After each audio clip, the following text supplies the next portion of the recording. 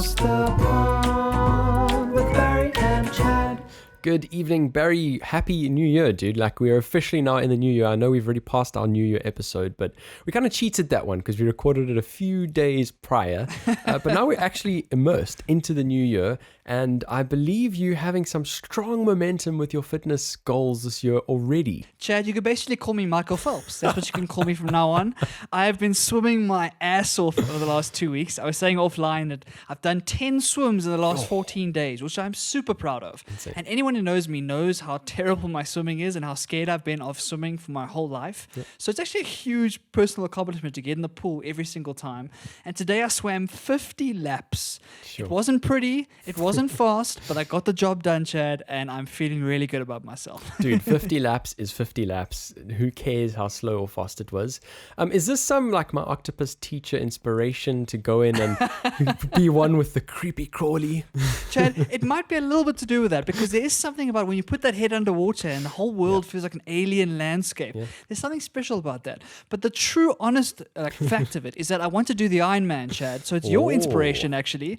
The Ironman is the long-term dream, and the swim is the most terrifying part of that for me. And so I'm trying to get over my fear. I'm trying to get more comfortable in the water to be able to swim in that open water, which is going to be absolutely a crazy experience. Yeah. But for the moment, I'm sticking to the pool where I can hold on the edge every now and then and breathe for a bit, and there isn't 3,000 other people swimming with me. We'll get there eventually, though. You're pretty much there, Barry. Like, honestly, you've done 10 sessions in 14 days, something crazy like that. I've never swam that much with no, like, real rest in between there, Barry. Like, just going on and on. You're pretty much there. You honestly are pretty much there. You're doing the kind of distances you need to be kind of pre-race day. I think you should just sign up for your first race. Oh, Chad, that's a terrifying step to make. I don't even have a bike. I've never cycled in my life, so that's another whole thing I need to get right first. So let's not get ahead of ourselves just yet. 2021 has just started, but we'll see how things go, and hopefully I'll get to a stage where I'm feeling fit and strong again, because we chatted about it a lot last year. We both got a bit out of shape, Chad, and I'm trying to fix that in 2021. Yeah, I've been trying to. Not as much success that you're having, but I have gone on a 10K run, which I haven't done in a long time. Good stuff. So slowly getting that distance up. I've also did a yoga session today, a HIIT session yesterday, signed up to Chris Hemsworth's Center app again, of which everyone listening, there's a 6-week trial. So anyone who's keen to do that, you may as well sign up. I mean, it's free for 6 weeks. There's like so much on offer there. So yeah, we have started, Barry. We're not quite as far along as you, but yeah, I've just been enjoying the few days of leave before getting back into life as normal, which I said to you, I'm a little bit sad about, is starting tomorrow. Oh, those holiday blues are the worst. When you've had like an amazing time off, you have all the time in the world to yourself to do whatever you want, and then reality starts to creep up on you. And that night before, like we're recording right now, is the night before. It's a horrible feeling. I remember it vividly, Chad. Oh, you are so right. Well, talk about reality. Let's talk about reality. The week that was.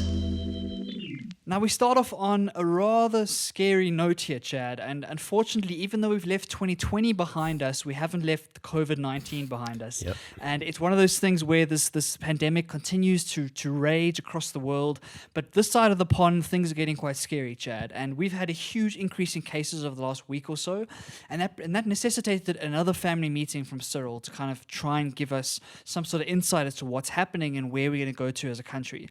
So he organized a family meeting. We're all sitting in front of our TVs, and he made the announcement that I think a lot of people thought was coming, and that is another lockdown, right? So we were in kind of a level 5 type lockdown, a more normal type life, because our cases were relatively manageable.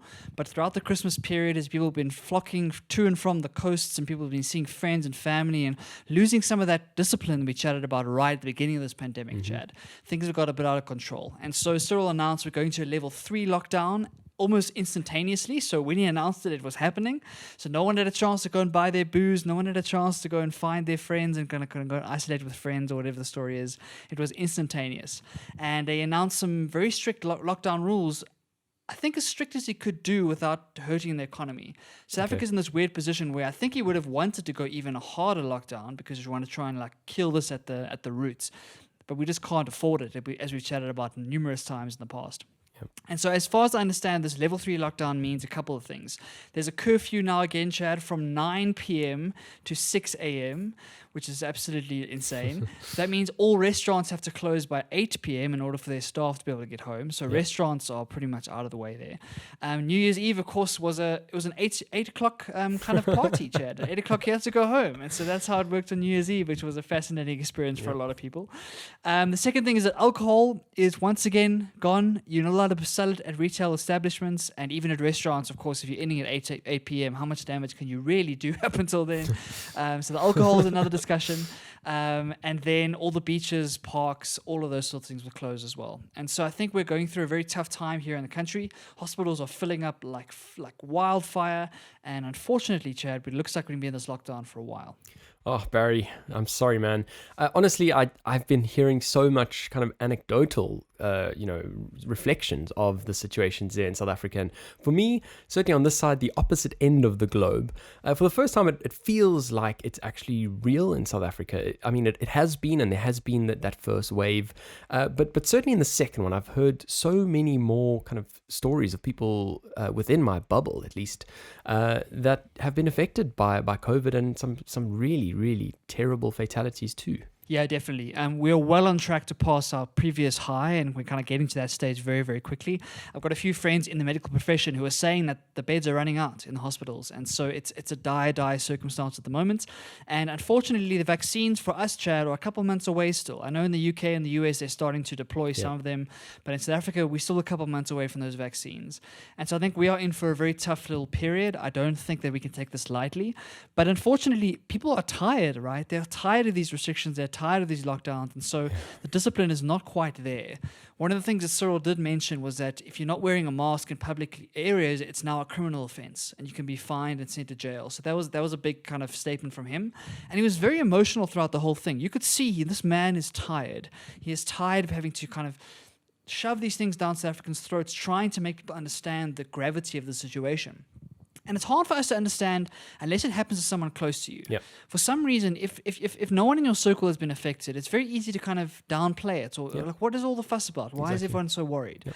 But if you've got a parent or a family member or a sister or whatever the story is that's been affected by this, either has died or has gone through like hectic health concerns, it's terrifying. And that's when you realize the real gravity of this. And for me, Chad, I've also had a couple in my immediate circle that are starting to be impacted by this on a very, very direct basis. And that changes everything. It really does. Yeah, it really does. And it really does make you kind of look back at some of the silly things that you've maybe done. What is a little week away along the coast, which may at face value seem harmless, really does increase this risk level ultimately of this thing spreading even further. And so, like you say, just hearing people who I actually know and people whose names I know, as an example, it really does make it hit home quite a lot more. And so, looking back on the way that I've spent my New Year's, obviously in London we're also under a lockdown, a lot harder than the one that you're currently on at the moment, and some talks of it being escalated even further as our cases skyrocket above the first peak, truly skyrocket in a really very worrying way. I kind of look back at the way that I've spent my 12 days of leave with pride, Barry, not having really left the house much, having kept to every single tiny little nuance of these regulations, and it's the way that I think we should all be living, and the way that we should all kind of have pride in the actions that we've taken in these moments where we are so close to the end of this thing. Let's not lose patience. It's one of the risks we chatted about when these vaccines were starting to be approved. Is this idea that it's right there. So why not just go and party now? Because the vaccine is just around the corner, right? And it's that kind of complacency that is very dangerous. Like you say, we have to be very strict with ourselves. We have to do the right thing for the good of the greater people. I mean, chatting about New Year's Eve, Chad, like the lockdown here in South Africa was a big deal because a lot of people they love that New Year's party to go and get wild, right? And we chatted about the alcohol in the past, and I saw a fascinating photo coming out of Baragwanath Hospital, which is one of the biggest hospitals here in Gauteng. And in their trauma unit, for the first time in their history, Chad, they had 0 patients on New Year's Eve. No ways. And that is purely because alcohol was not allowed to be served and there was a curfew. And so watching that eerie photo and seeing that eerie photo of seeing what what a difference alcohol makes, for example, to social gatherings and to all the chaos in the trauma units, really makes you wonder what is necessary to kind of shift the consciousness on this? What is necessary to make people take this seriously? And if the government's going to put these things in place, we have to kind of stick by them, because the longer we ignore them, the more we are going to go against them. It just means we're in this for longer, right? We're hurting ourselves. Yep. It's almost like you kind of tricking yourself when you copy someone's homework and you're like, oh, I'm doing really well. I'm going to get a good mark for this assignment. But you're just kicking your can down the road, because eventually you're not going to have that person to copy next to you, and it's going to hurt you longer term. And so we have to understand that, and we have to be patient. And I know everyone's gone through like a hell of a lot in the last 12 months. But if you have the resources, if you're able to work from home, if you're in a lucky position where you can kind of stay home as much as possible, please do that. Like, there's lots of times for New Year's parties in the future. But we have to take this seriously. Yeah, exactly. And, something that I said in one of my latest YouTube videos is that, like, no one is in this alone. I know we kind of feel very vulnerable, and we feel like we're entitled to escape this because we've had such a tough year. And we're right. Like, we have had a hectic year that we are glad to have passed us. It has been tough. But that doesn't entitle you to do things you shouldn't be doing. So ultimately, everyone's going through the same thing. Everyone is just as frustrated. Let's just kind of buckle down for the last little bit of this thing. And hopefully by kind of middle of this year, we'll be able to return to life as normal, or life as close to normal as is possible. Definitely. And a piece of that good news, Chad, is another vaccine that has now been approved, which is very exciting. And hopefully it's going to be a big deal going forward. It's that one we chatted about in the past, this Oxford University AstraZeneca collaboration.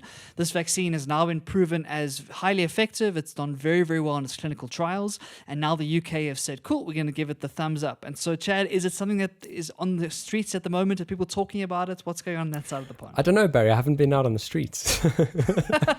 Fair enough. Just kidding. Well, just kidding. The metaphorical streets, the social media streets, Chad. Absolutely. I think it's a big deal. I honestly think this is a huge deal. I got the push notification come through on my phone, and straight away a massive sigh of relief.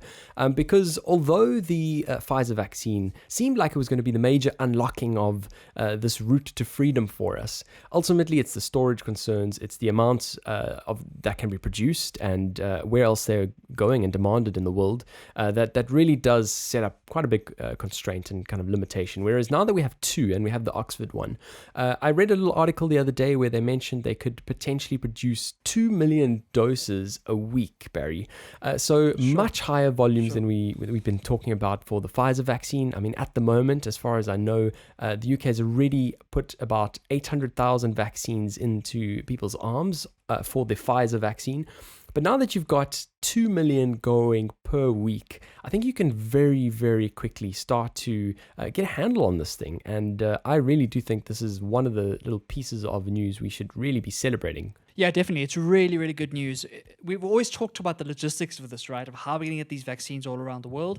And we need those mass volumes. It doesn't help us if we can only make small amounts of this vaccine at a time. And so those sorts of numbers are very exciting. And hopefully that kind of scales across the rest of the world as quickly as possible. But if we can get those into people's arms and kind of, I think it's still the 2 doses. So I still think you got a gap between the 2 injections as far as I understand.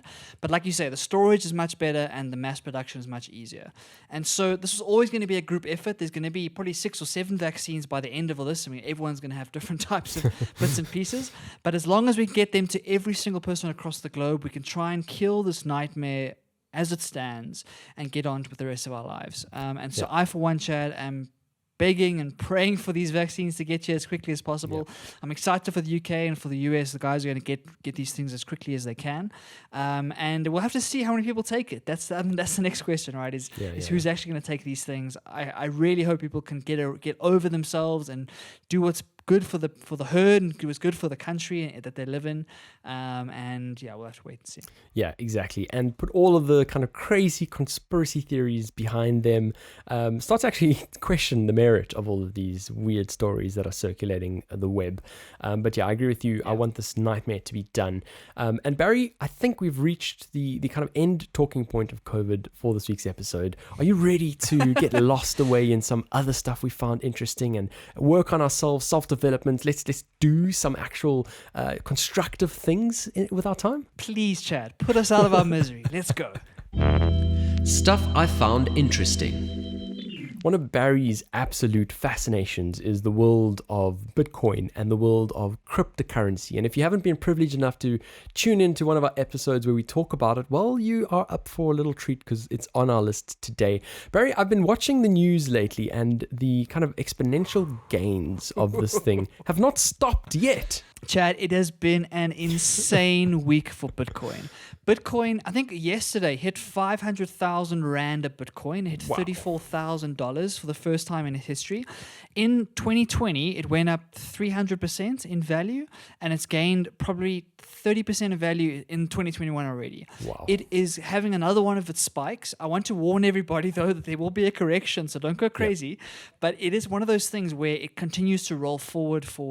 And all the haters, all the critics, they have not been able to bring this down. And it's now 12 years old, and it's never been stronger, Chad. And so it is the kind of the crowning jewel of the cryptocurrency space. But what we're going to chat about today is actually another part of the cryptocurrency world. Because unfortunately, for every Bitcoin, there are 1,000 other coins that are pure scams. Is there a Barry coin just yet? There should be, Chad. There should be. Watch out for Barry coin. It's coming in 2021. But it's one of those things where, because cryptocurrency is so difficult to understand for a lot of people, it's very complicated. It doesn't feel real. It doesn't feel tangible because it's all just code in a database. You can't hold it in your fingers. It's very strange for a lot of people. But people love the hype, and they've seen the prices go skyrocketing. They've seen 19-year-olds become multi-millionaires because they bought some Bitcoin back in 2013. And so there's a huge amount of interest in cryptocurrency. And unfortunately, the opportunistic criminals in this world have taken full advantage of that. And we chatted a little bit about it in the past, Chad, but I listened to a fascinating podcast series recently called The Missing CryptoQueen, which was about this coin called OneCoin. I think it still exists, actually. We're still running around, still scamming people out of their money. Okay. Basically, the idea was that this was a full-on pyramid scheme. So the normal pyramid schemes we chatted about in the past, the Herbalifes and the Crowd Ones and the Amways and all those good guys. But instead of selling products, they're selling cryptocurrency. And this idea that you can buy this one coin, they call it, and become rich in no time, Chad, by selling it to your friends and kind of getting people all around the world to do it. Now, this podcast series follows the journey of this coin from its inception, and it kind of follows the way that they faked everything. How they faked a blockchain, which doesn't actually exist, right? It actually is just a database. How they faked the price. They were kind of making the price go up and up and up and up, making people think that their money was going up and up and up. And that's the danger of paper money, right? Where it's just a number on an app. You can look like you're very rich without having the actual value behind it. And the true reality of this is that this coin didn't really exist. It couldn't be used to buy anything. You could never transfer it back into fiat currency. But unfortunately, they managed to do an incredible job at marketing this thing and grew it to billions and billions and billions of dollars in market cap. This thing spread like wildfire, went all across the world.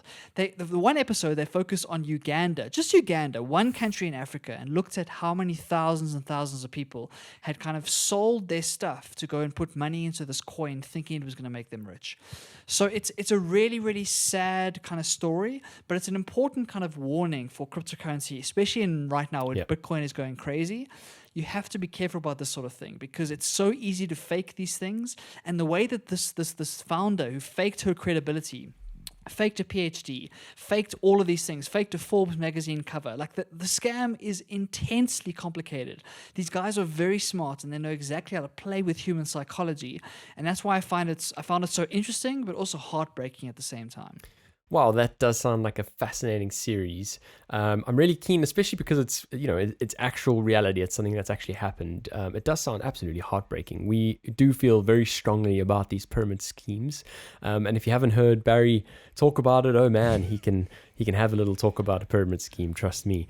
But yeah, I think it does sound like a fascinating story. I do wonder, as a result of this series, Barry, have there been any has any progress been made on any leads? Have they actually convicted these people? Do they know who they are? So that's kind of the crux of this thing. The reason it's called the Missing CryptoQueen is because this founder disappeared 4 years ago and has never been seen since. And so there's a lot of conspiracy theories about that. They think she's from Bulgaria and they think she's connected to the mafia there in Eastern Europe. And so there's a lot of drama that goes behind the scenes as to where this money went. They haven't made any convictions. What's so difficult about these pyramid schemes, Chad, is that the regulation hasn't caught up to be able to deal with these things, right? And so pyramid schemes are on this weird gray area where if they sell a product, they're considered legal but kind of uncomfortable, whereas if they don't sell a product, they're not considered legal.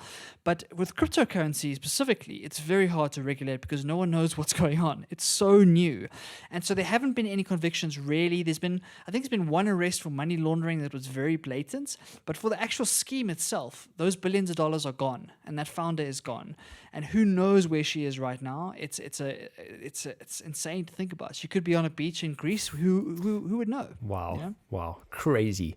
It just really does kind of remind us to be so careful when looking into any new business venture, opportunity, investment, even Bitcoin. Like Barry said, there's some correction that's coming Bitcoin. at some point in time. I personally know of a lot of people who have lost a lot of money back in the first kind of wave of excitement a couple of years ago, Barry, 3-4 years ago. So yeah, certainly do think this through very carefully. Don't put anything in there that you are not prepared to lose. Don't do anything irresponsible. Let's just say that. Barry, let's talk about the Christmas period. We are talking about stuff we found interesting this past week. We're talking about Christmas songs, and I must be honest, every year when they roll around, I enjoy them for the first day, and then I get very sick of them because we've got the same ones that just are on repeat the whole time. But today we're talking about the legendary Wham. We're talking George Michael and Andrew Ridgeley. I was in a studio actually with Andrew Ridgeley, basically talking about a book that he released. That was on the Graham Norton show, which we spoke about, Barry. But this crazy story of their song, Last Christmas, however you want to think of it, has gone to number one for the very first time 36 years after its initial release. I can't believe this. There's no other moment like the Christmas period for songs to just come out of nowhere and kind of pop out of the soil and come back from the dead, basically. And it's such a cool story because imagine how much effort you put in all those years ago, and you kind of think, okay, that's done. That song has had its day. You're going to move forward. But somehow the phoenix rises once again and Christmas pulls it out of the soil and makes it number one. It's such a cool story. Yeah, it really is such a cool story. And I guess it just talks to this whole thing that we've been talking about, Barry, where a lot of people get stuck with, we're talking about the Queen's Gambit. I saw a little stat this week about the writer and having these doors slammed closed time after again, the story about chess. Who's going to find that interesting? But it's this kind of level of persistence where if you believe what you're creating, eventually it might see the light of day. And when it does, oh man, it will be sweet. I'm very excited to pull an idea from one of our good mates now, Chad, Mr. Ali Abdal, who was chatting about it the other day. He was saying that when you have a huge body of work and you're producing lots of content and lots of stuff all the time, you increase your surface area, say online or in the music industry or whatever the story is, for something to pop, right? And so the more stuff you have out there, the better chance you have of something popping off and something going really well.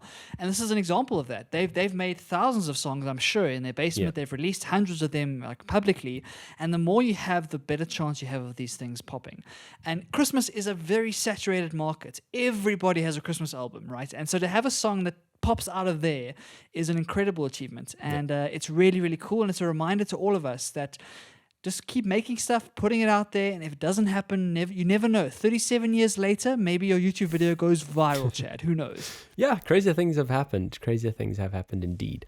Now, we're talking about something you found interesting this week, and I'm fascinated to hear about it because in about December not last year, my gosh, the year before that, this thing has been around for a long time. My gosh, it just reminds me of how quickly this last year went by.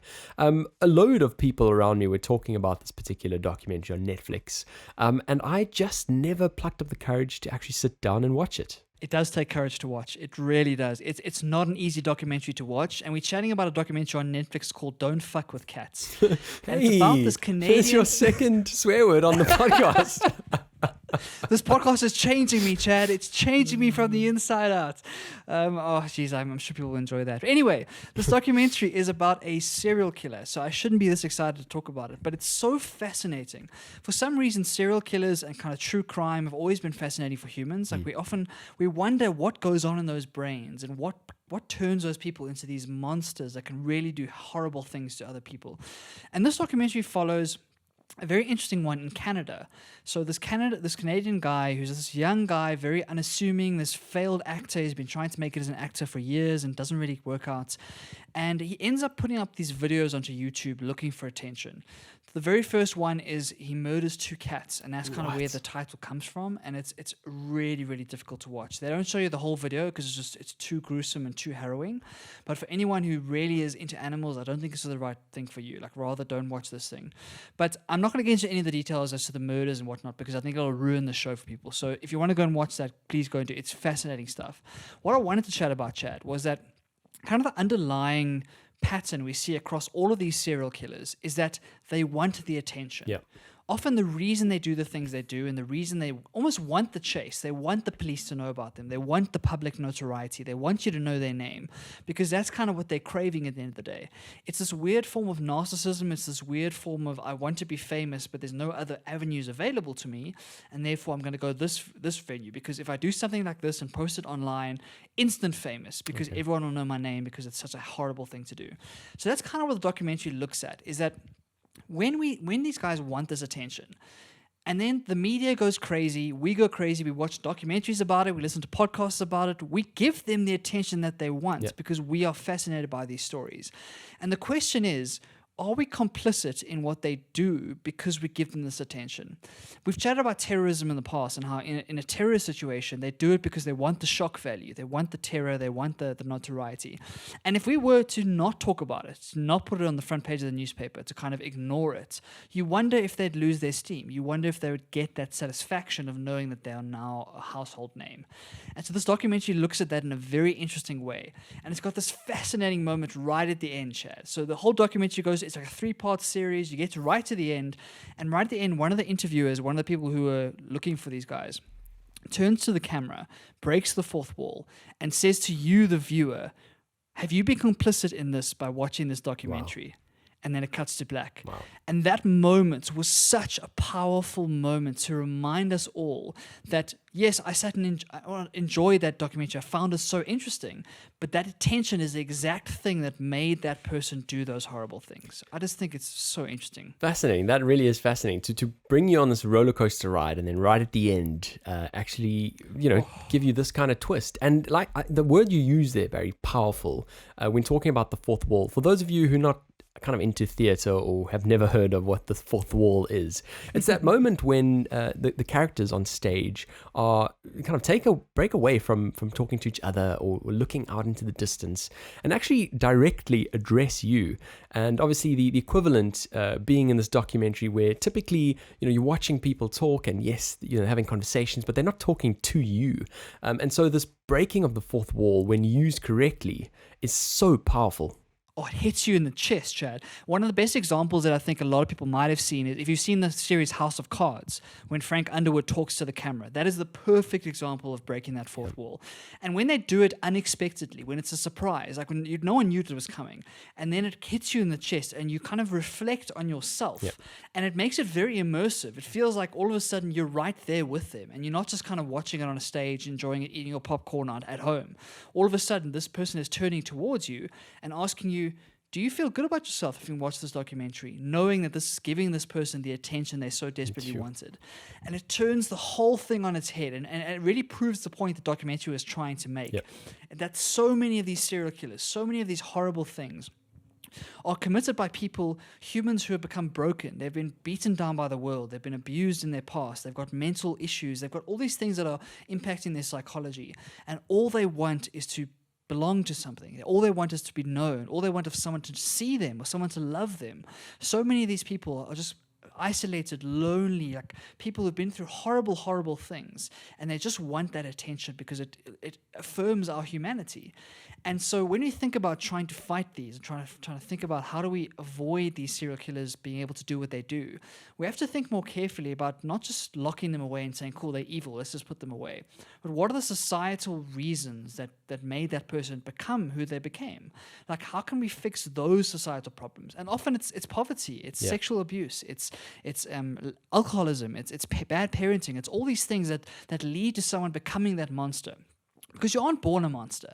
Yeah. You become a monster because of what you've gone through in your life. And that's what this documentary does so well and kind of bring it out. He said, this guy was a normal dude. He was a normal Canadian guy. He was like, if you looked at him as a child, as a teenager, you wouldn't have said anything. He's just a normal guy. And what he's capable of doing just shows how dark humanity can become if you go down that route. And so, yeah, Chad, I just found it, I can get goosebumps talking about it now again. I think it's well worth a watch. If you can stomach it, it's well worth a watch because it just gives us a reminder as to what these guys are actually about, you know? Yeah, interesting. I'm definitely going to throw that onto my list now. I mean, I am an animal lover, absolutely, but I think that overriding message might warrant some of the displeasure for kind of a more meaningful message, and I think I'll sit down and actually finally watch it. Like you say, Barry, it's a fascinating debate that I don't think we have often enough, is this balance between public interest and the public having access to information. And then on the other hand, actually providing a platform, providing all of this attention. A fascinating debate. What is the right answer? I mean, I think there's so many different possible threads here. Ultimately being on the side of the public, you know, I always want to know what's happening. I want to know what's happening out in the streets. I want to know if it's a safe place for me to walk onto. So, you know, if I know that the government is kind of concealing a whole lot of information that might, yes, further someone's agenda, but might also kind of hold back information that I feel I should have access to, I would feel hard done by. I think that's the right way to look at it, Chad, is that this is a much more complicated discussion than just black and white.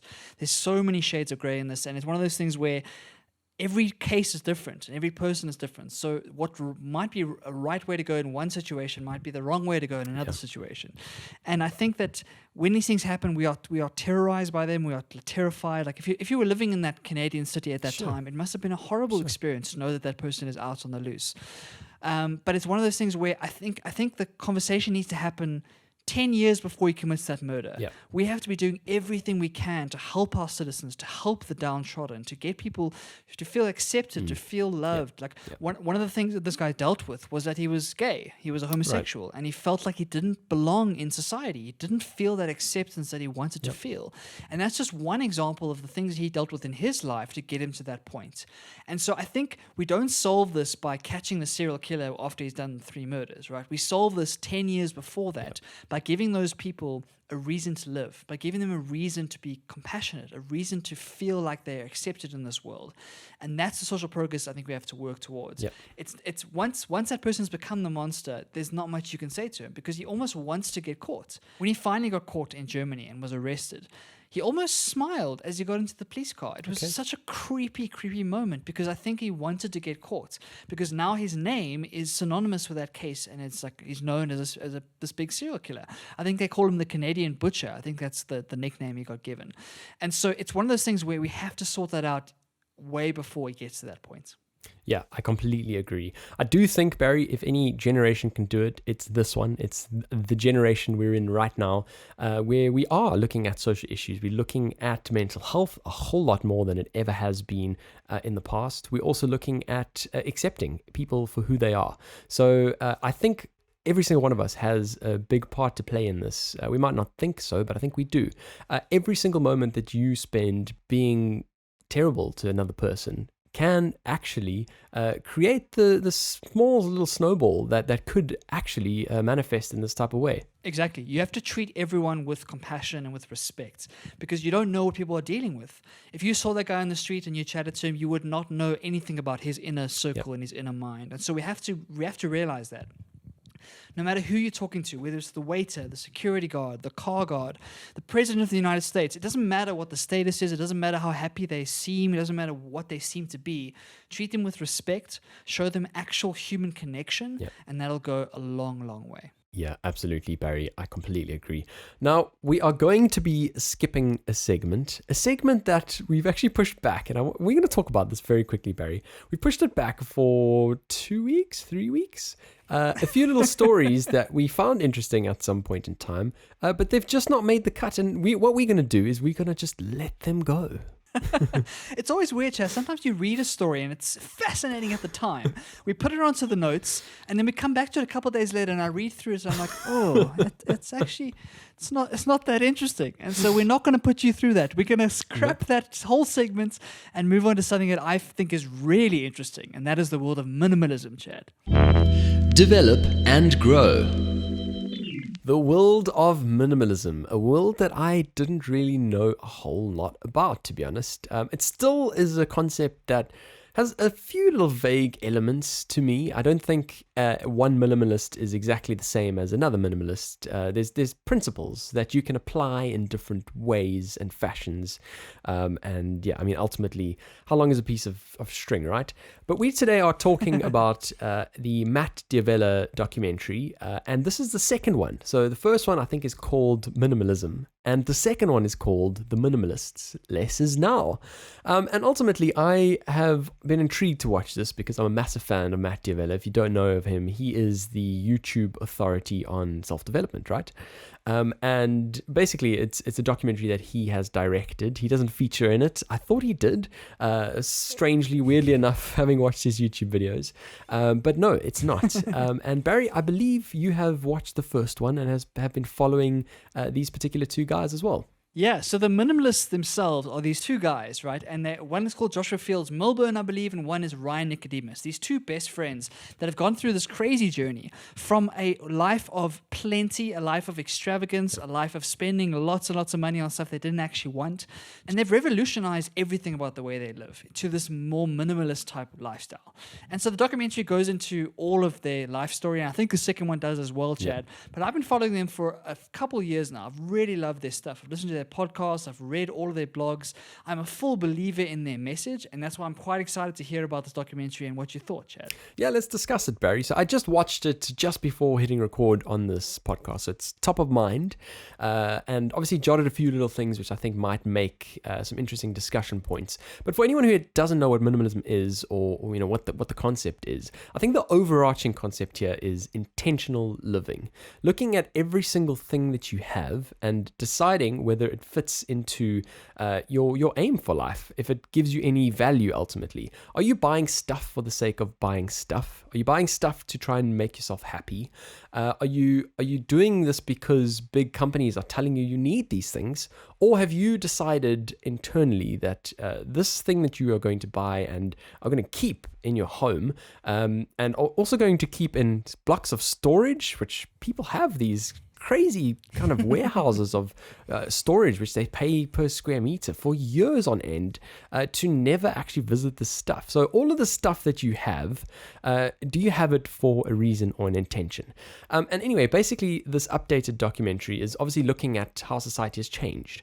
And ultimately one of the commentators starts this documentary off by saying the way that society is at the moment, this culture of consumerism and buying more and just more things quicker, we are going to have to, at some point in time, change. And ultimately, that change is either going to happen through design, i.e. us thinking about our patterns and actually acting upon them, or by disaster. That is that the planet kind of reaches its endpoint. There's landfills that have no more space for us to pile stuff up onto, etc., etc. So I thought as a kind of opening statement, that was quite an interesting idea to start off this documentary. It's the key thing that drew me to these guys in the first place. It's the first person that I ever read or ever found out about that was really talking about this exact thing of how so much of our lives we spend on autopilot. We just follow society's patterns. We buy things because it makes us look cool to our friends, or because our friends bought them, right? Or we want a bigger house, we want a bigger car, we want all this stuff because we think it's going to win us respect, we think it's going to win us love, belonging, all those things. And all of these patterns we do without even thinking about it. We don't actually think about, hold on a minute, does anyone actually care about the car I drive? Because the truth is, the answer is no. But if we don't think about that, we kind of just go in that same pattern we've always gone on. And so what they've really tried to do is be super intentional, like you say, and think carefully about every single purchase. Every single thing you bring into your home, bring into your life, does it actually add value to you? Does it actually make you better? Does it make you happier? Does it bring you some utility? Does it add something to your life? Yep.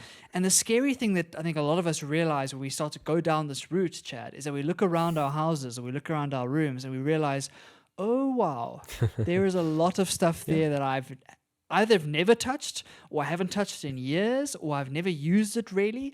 And it's kind of scary to realize that. But once you do, it opens up this whole new portal to realize that life is not about the material things that you own. Yep. It's really not. It's about so much more than that.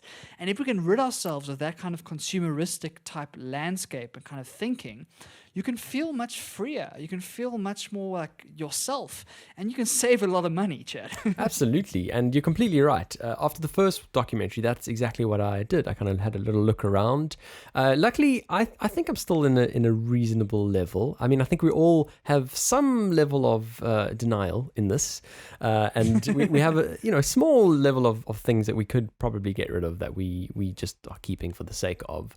But what really came through quite strongly in the second one, Barry, is looking at our behaviors, looking at our purchasing behaviors. And it's not just about what we currently have, but it's about how we spend our time. And a lot of us, me included, sometimes when I'm bored or have nothing to do, will open up Amazon and I'll literally look for things to buy. Because ultimately, we are looking for this thing that can give us a little bit of happiness for a little moment in time. And that's exactly what comes through from Josh and Ryan's story, is chasing this six-figure salary, as they call it in the US, chasing all of this, which gives you the means to buy all of this stuff.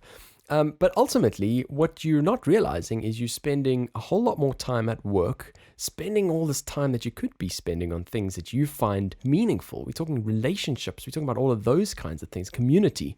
And instead, what you do is you give yourself an ability to buy stuff that's not actually going to make yourself happy. And so just looking at this and looking at what affects all of these kind of patterns, I thought it was fascinating. One of the stats where they talk about digital advertising spend. And the stat is that nearly 70% of digital ad spending today goes through three companies: Google, Amazon, and Facebook. And this is not a big surprise to me. I knew this.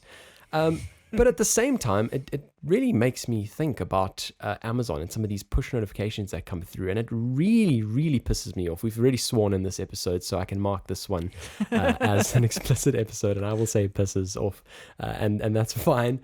But that is a push notification that I get from Amazon fairly often, Barry. And they say to me, Chad, we thought you might like a new camera. Chad, we thought you might like a new set of headphones.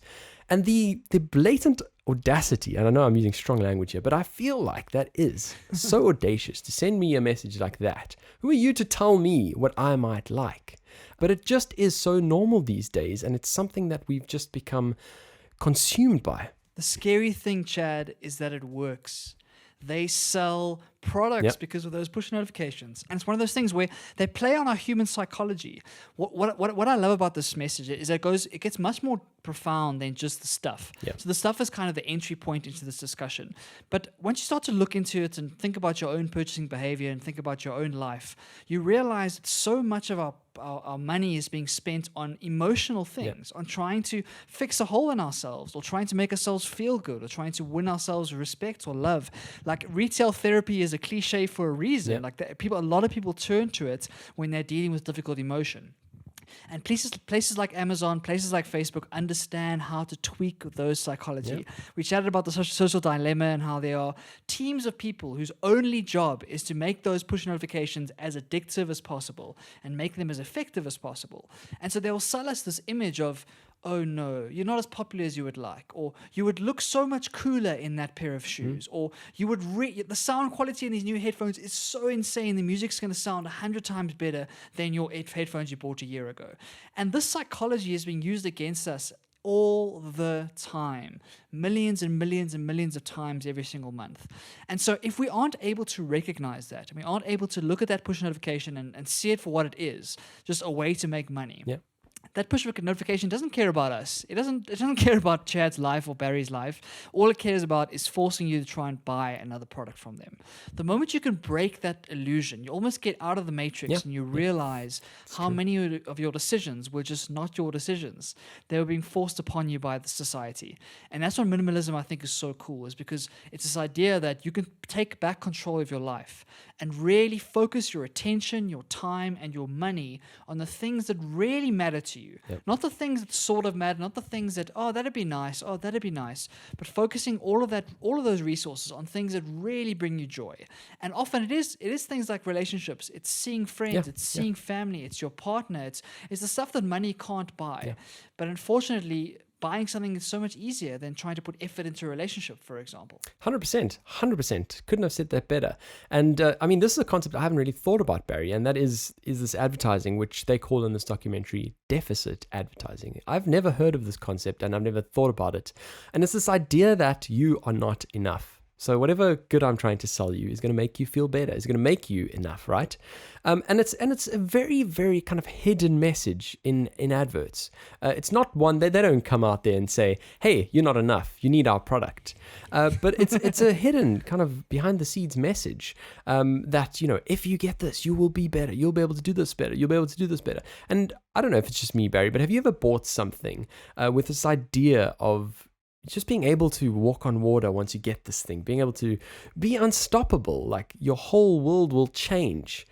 And then what happens is you get it and the brain normalizes it. And all of a sudden, what was the ceiling becomes the floor. And ultimately, you just have lost a whole lot of money. You're not feeling happy anyway. And it's this constant kind of hamster race wheel on trying to find happiness. It happens all the time, Chad, and I've gone through it multiple times during my life. It's this concept of buyer's remorse, where, like you say, the novelty wears off so quickly. It's crazy how quickly it wears off. That initial feeling of that initial dopamine hit of, oh, this thing is so cool. You do the unboxing experience, you take the plastic off, you do that whole thing. Within a day, within a week, within a couple of weeks, that thing is just another piece of junk lying on your table. Yep. And that's the scary thing about these marketing campaigns, like you say, is that they are so good at creating that energy, that environment, that atmosphere to make you feel like I'm going to become like $1 million because of this. The idea I always have in my head, and the kind of the stereotypical example, is you remember those Axe adverts, Chad, Yes. where they'd have that nerdy guy with the glasses, and you see he's like not very well dressed, not very fashionable, but down on his luck. But he gets this can of Axe deodorant and he sprays it, and all of a sudden he is Ladies' man. swamped by these absolute babes. And it's that example of and all that ad is saying is that, listen, this product is going to make you attractive to women. And so you're at the moment, you're sitting there, this nerdy guy, you're sitting at home, you're wondering, why am I alone? Why can't I find a girlfriend? This Axe thing, oh, there we go. And so obviously it's a little bit tongue-in-cheek, obviously, and I don't think people take it like literally, but it's an example, a very, very vivid example in my mind of how advertising works. And if you can recognize how advertising works, it's the first step towards being able to make yourself immune to it, make yourself numb to it. And you're never going to get it right all the time. We're all going to buy things we regret. But the more you can think carefully about decisions, especially big decisions, which are going to cost you a lot of money or a lot of time, a lot of effort, the more you can think about those from your own point of view and not from the point of view of the society or of the advertiser, the better life you're going to have. And it's such an important thing for so many people. Yeah, I do definitely think we can become numb to this with some training and experience. But certainly what we need to do to get to there, Barry, is managing our attention. And ultimately, what happened and I thought was fascinating and certainly worthwhile mentioning on the podcast is I was watching this documentary. I had it in front of me as I'm sitting here right here, had my full focus and attention on it. And strangely, across the train tracks, a spotlight went on. A random spotlight went on. And straight away, my head flinched to the side and, looked at the spotlight. And I kept looking at the spotlight. And it just was like a bit of a weird experiment, really, talking about essentially what notifications have become and how they get a pull on our attention, and ultimately how these adverts and how this deficit advertising actually gets us to enact on it. And that is because it does win our attention, which I think is fascinating. Now, another thing I wanted to discuss, Barry, is this idea of how we deem what is enough. So back in the old days, we used to essentially look at our surrounding group of people, right? And I mean, I wouldn't think that would extend to more than, let's say, 100 people. We're talking about our school and our classmates, our family, the people who live on our street, all of that kind of stuff. But today we are contending with a whole different kettle of fish, Barry. We are dealing with TV and social media in a way we never have before. And so instead of just looking at our next door neighbor, or looking at our mate in our classroom, we're looking at Kim Kardashian, we're looking at Jennifer Aniston. And it's this concept which I also haven't really thought about, and that is vertical expansion of our reference group, which I find absolutely fascinating. I really love this idea, Chad. And I came across a fantastic quote the other day, or actually a while ago now, from a writer I really admire, that talks to this and really brings it vividly in my memory. I desperately want to write something about this, but here's the quote. It's a bit long, but bear with me here. By merging all updates from all the accounts you followed into a single continuous surface and having that serve as the default screen, Facebook news feeds simultaneously increased the efficiency of distribution of new posts and pitted all such posts against each other in what was effectively a single giant attention arena, complete with live updating scoreboards on each post.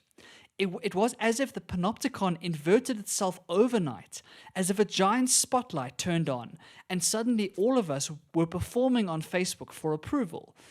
But then we realized we were all in the same auditorium, on one large, connected, infinite stage, singing karaoke to the same audience at the same time.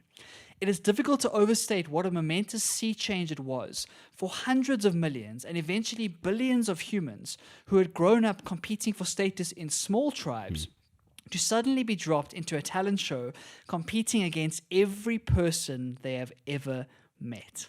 How's that for a quote? Barry, you went looking for that, and I'm really sorry because you actually sent it to me.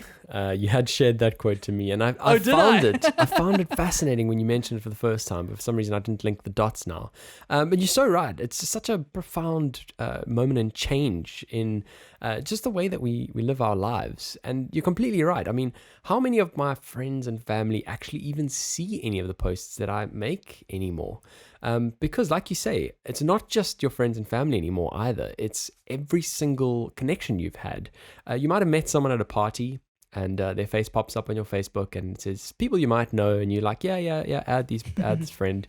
But what you end up doing is exponentially growing your circle to this level, like you say, where you're competing with every single person you've ever met. Yeah, it's crazy. It's absolutely crazy. And I think one of the tenets of minimalism is trying to get away from that, trying to not think of yourself as in this giant race where you're comparing your life to everybody else and just running your own race. Figure out yourself. Try and be self-aware enough. Do the internal work necessary to figure out what makes Barry happy, what makes Chad happy, and then just do that. Don't worry about all your friends and all your family and what everyone else is doing. Like, try and focus on what makes you happy and only focus on that, and you'll have a much more fulfilling life than trying to keep up with the Joneses, trying to jump in the same rat races everyone else is in. Yeah. And that's what minimalism is all about. It's about choosing intentionally the life you want to live and not just going along with what society wants you to want. Absolutely. And I strongly recommend that you watch it if you haven't kind of heard about this idea of minimalism before.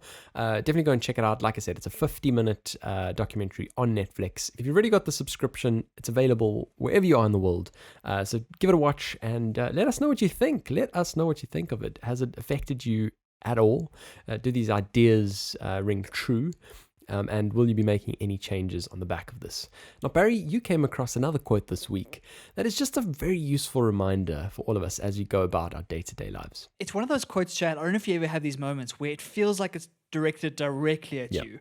And this one hit me straight in the chest. It really did get to me because I'm a big self-improvement person. I love reading all these stories, the 10 top tips, the 100 things you should be doing in 2021. Your morning routine, there must be 6 hours long with 3 hours of meditation. All of that stuff, right? I love that stuff. And I'm a huge addict for that kind of media because I want to become better. But this quote was just a nice reminder for all of us, and it's a nice way to close this episode off. And I'm just going to read it verbatim, basically. It says, if you listen to successful people talk about their methods, remember that all the people who used the same methods and failed did not make videos about it. and that's from a guy called Connor Barnes. And it's such a good reminder about the survivorship bias. You can't just look at your hero and copy the 7 steps and just assume everything's going to turn out the way that it did for that person. Everybody's circumstance is so different. The world is so different.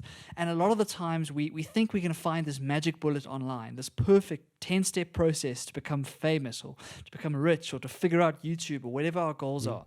And it's just not as easy as that. You don't hear about the people who follow those steps and worked their butt off and did everything they could but didn't have the luck turn out the way, or wasn't in the right position, or didn't have the right skills, or all of these different factors. And so don't be so hard on yourself, Barry. That's what I want to tell myself. Don't be so hard on yourself. It's not about finding the perfect solution, not about finding the perfect steps to make something happen. It's about doing the very best with what you have, following your gut instinct, being inspired by these people for sure.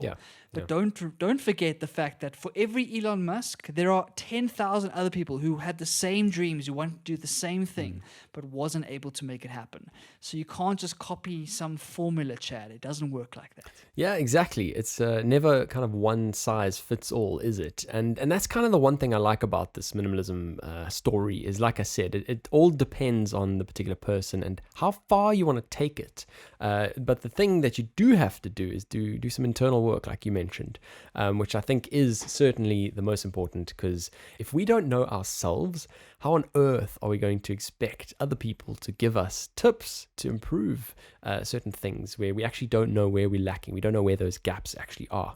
Well, Barry, that takes us to the end of yet another absolutely jam-packed episode. I love this one, like always. One of my favorites, Chad. I really enjoyed this, and we nearly lost the video. So if you're seeing the video right now, it's all worked out and all good for the best. But for a moment, I had my whole heart dropped because I really loved this episode. And so we hope you did as well. If you listened and watched right to the end, we really appreciate you. And Chad, thank you again, dude. This was awesome. Thank you very much. Well, that's it for us today. We'll see you next week. Pond across the pond with Barry and Chad. This push notification come through on my phone. Let me do this properly. Sorry, dude. Sorry. Let me start again. It's all good. Okay. It's all good. It's the world of cryptocurrency. Hold on. Your audio's gone weird again. Hello. On my side. Hello. Oh, there we go. Okay. Why does it do that? I don't know. There we go. Weird. You have the price of the coin at every point in time, making it go up and up and up and up. Maybe. How they fake the price. Sorry. I'm getting too excited. Okay, calm down.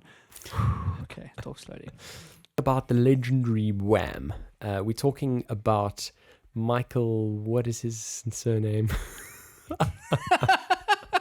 I don't know. You don't know either. I thought I was alone in this.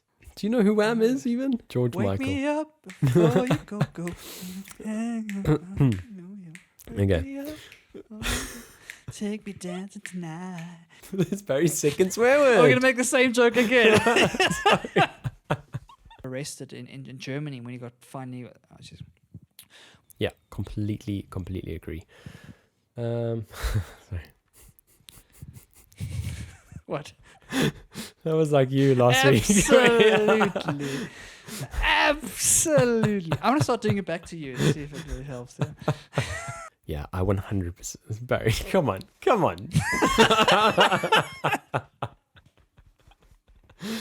I can't help it. We can't agree this much. We can't agree this much. It's. No, we Barry. We need to think. No, Barry. differently. I think we should all treat each other like absolute dog shit, and just treat each other terribly. Is that what you want me to say? Going back a few seconds in time where Barry had made a very serious point, and I'm now going to respond to it before I change the mood to where you currently are. Okay. Dude, come on. I'm trying. Called The Minimalists, and the second one is now called The Minimalists, and it's called Less Is Now. So Sorry. No? The first one was called Minimalism. I think. Sorry. Okay. Two dudes, one called Joshua Fields Milburn and one called Nicholas Nicodemus. What is his name? Ryan Nicodemus. Sorry. Oh, okay. Yeah, so the minimalist The monolith. The monolith. Okay. I was watching, and I thought it might be some few.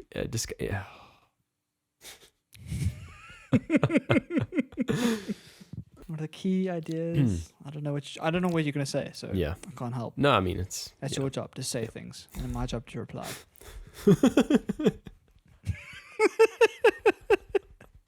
It's as easy as that, Chad. I don't know why you're having trouble.